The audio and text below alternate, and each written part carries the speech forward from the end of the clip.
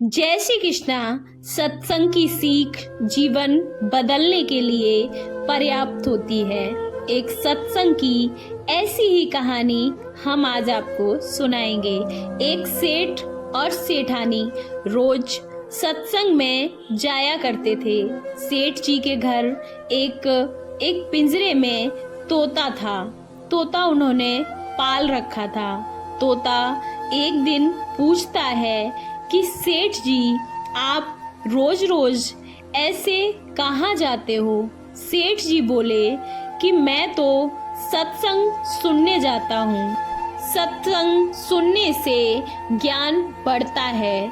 सत्संग में ज्ञान सुनने जाते हैं तो तोता कहता है, सेठ जी, संत महात्मा से एक बात पूछना कि मैं आजाद कब तक हो जाऊंगा।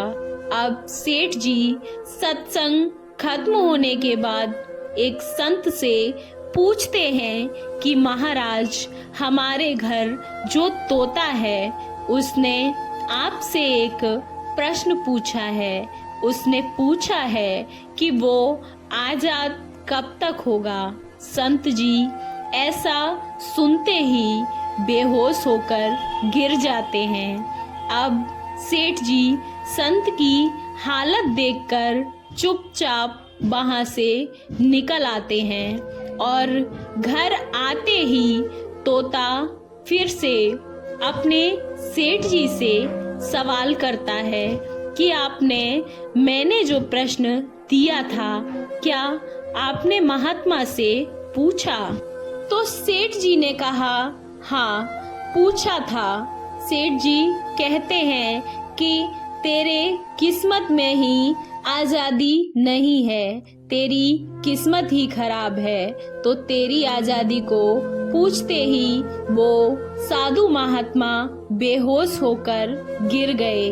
अब तोता यह सुनकर कहता है, चलो कोई बात नहीं सेठ जी, मैं सब समझ गया हूँ। दूसरे दिन सेठ जी सत्संग में फिर से जाने लगते हैं। तब तोता पिंजरे में जानबूझकर बेहोश होकर गिर जाता है। अब सेठ जी उसे मरा हुआ समझकर जैसे ही पिंजरे के पास जाते हैं और उस पिंजरे को खोलते हैं तो तोता बाहर निकल जाता है। तो वो उड़ते उड़ते कहता है कि सत्संग की महिमा अपरंपार है।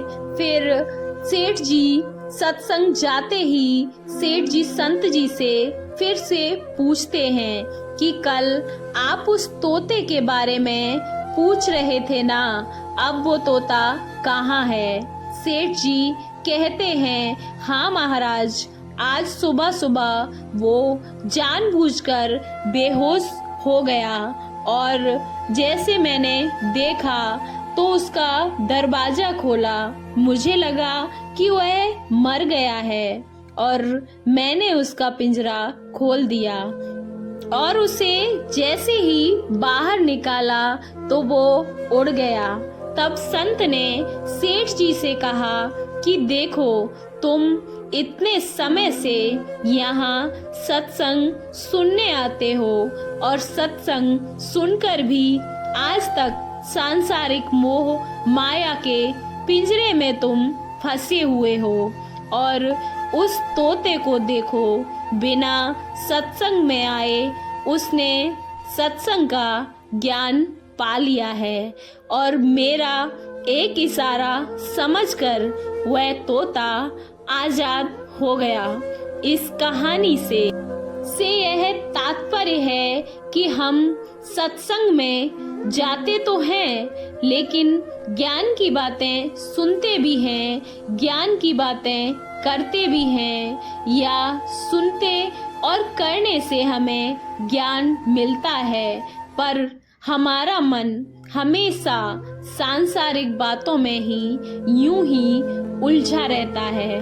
सत्संग में भी हम सिर्फ उन बातों को ही पसंद करते हैं जिसमें हमें लाभ पहुंचता है और जिन बातों से हमें खुशी मिलती है और हमारा स्वार्थ सिद्ध होता है, जबकि सत्संग में जाकर हमें सत्य को स्वीकार कर सभी बातों को महत्व भी देना चाहिए और जिस असत्य, झूठ और अहंकार को हम अपने जीवन में हमेशा धारण करे घूमते हैं, हम धारण किए हुए हैं, उसे साहस के साथ मन से उतार कर हमेशा सत्य को स्वीकार करना चाहिए।